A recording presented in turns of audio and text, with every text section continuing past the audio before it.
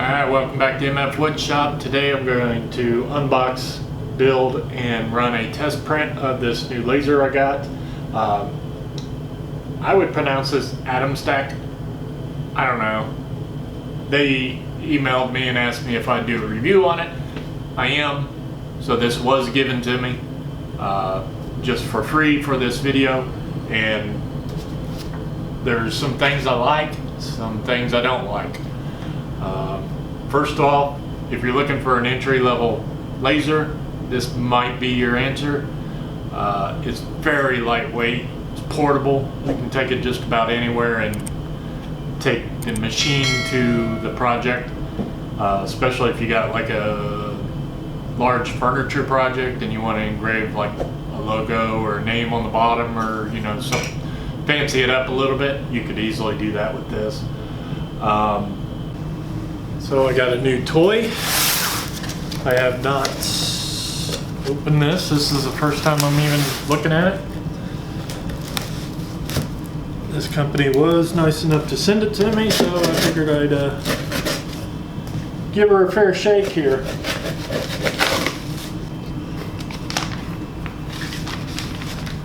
Probably some test material would be my guess.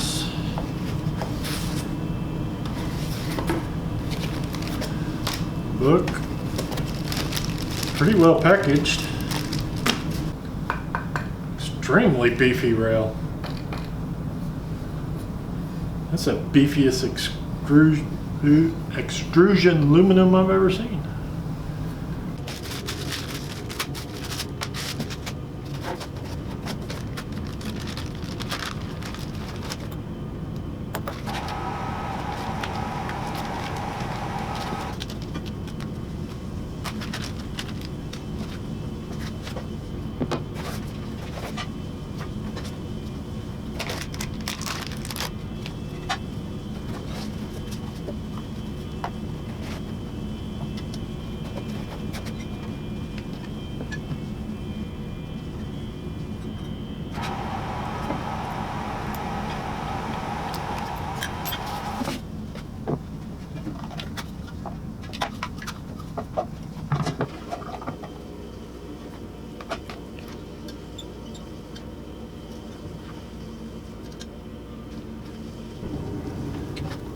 That's better.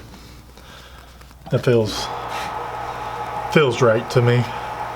So there's a limit switch here, and it looks like it hits this rod back here, so that's good. There's a limit switch here, and it looks like it hits here where the laser would actually move back and forth. So this is all upside down.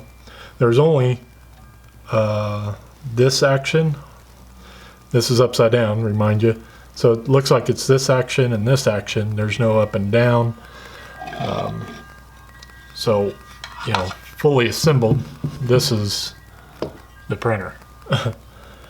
So at first glance, I wouldn't have thought that the lean-to design would be very good, but this is surprisingly pretty rigid.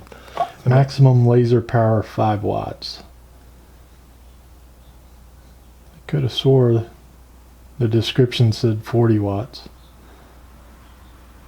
Max input of laser module 12 volts 3 amps. I really don't know what all this means. Maximum laser power 5 watts. I thought the instruction said 40 watts, but I guess not. It is a rather unique shape for a laser. I mean, normally you get, a square box and, left, right, X, Y, or whatever the hell axis they are. But this one only has the two sides that sit on the table, and then your laser moves this way and this way. And that might be normal for a laser. I honestly, I don't know. But it's rather unique. Thought the cantilever would be more of an issue. There's a little bit of flex, but it's really not bad. And I'd assume just laser moving, that wouldn't affect anything. So a couple things I need to tell you after this gets done printing. You see I started my print and it was a little small for me, but the detail was looking really good. And then I blew up the image and lowered the resolution just for speed. This is just right on my workbench, so I don't really care, you know. But a couple things about this machine that you need to know about if you was planning on buying it. First of all, you have to plug it into a computer. There's no Wi-Fi, there's no Ethernet, there's no SD card. It has to go directly into a computer. That is one downside that I don't like. I would rather have an SD card where I can bring the file to the machine out in my workshop. I actually don't even own a laptop. I'm borrowing a laptop so I can actually do this right now. I just use my desktop for everything because of the speed and the comfortability in my office. So if you don't have a laptop or a dedicated area for this in a well-ventilated area, this may not be the machine for you. Or a very long USB cable. That would be my options here. A very long USB cable, or just borrow a laptop when I need it. I have access to laptops in my house, but me personally, I don't own them. And it is very smoky. Even this very low resolution on my logo, the smoke is starting to fill up my shop, and it's pretty thick. So just keep that in mind if you've never even owned a laser. This is the first time I'm even working on a laser, so I wasn't expecting that much smoke. There's a lot. Be in a well ventilated area for sure. I don't know how well you could see the smoke through the camera, but it is definitely filling up my shop quick, and that's a fairly small image. I don't know if there's anything I can do about it other than having some sort of enclosement with a vent, I guess. I don't know what the air assist, but there is an air assist option that you could buy with this. That was not sent to me. I did ask for it, but I don't know if that helps resolve this or not, but it's pretty smoky. Definitely have a ventilated area.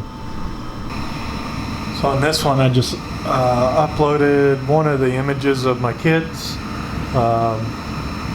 Very low resolution. I just threw it in there really.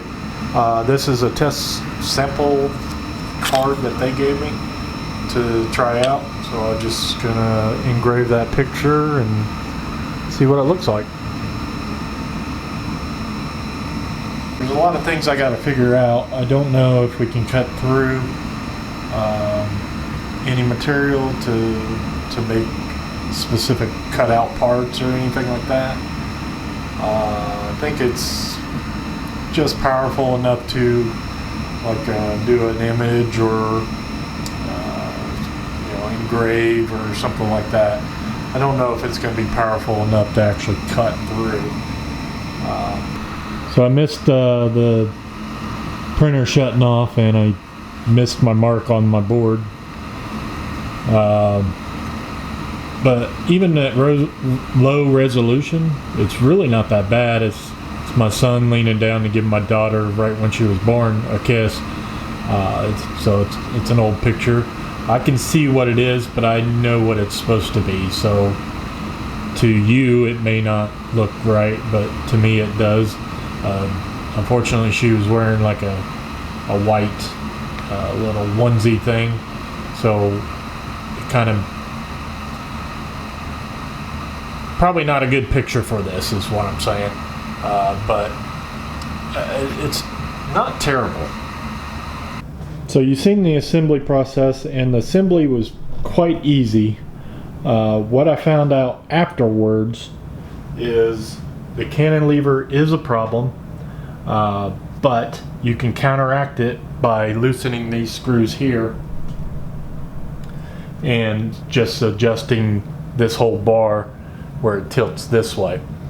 Hopefully that made sense. And the only thing I did was I just took something of known thickness, I measured it here, and then I brought the gantry out here and I made it the same, and I tightened up these bolts on both sides, essentially making this bar level with this bracket, and it's perfectly level right now. So I think that portion is set up right.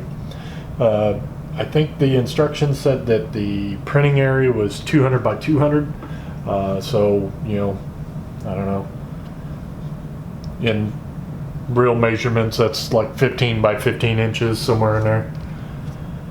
I don't know the exact number, but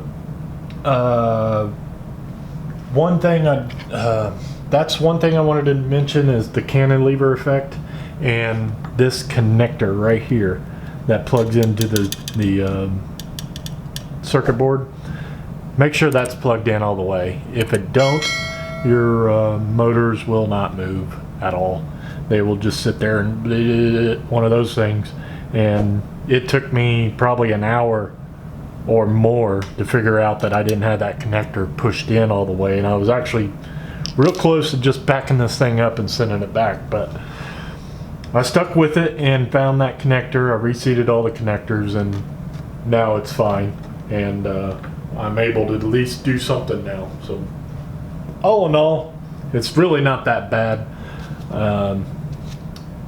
Definitely a learning curve for me because I never mess with any lasers, but you have to take that for what it is.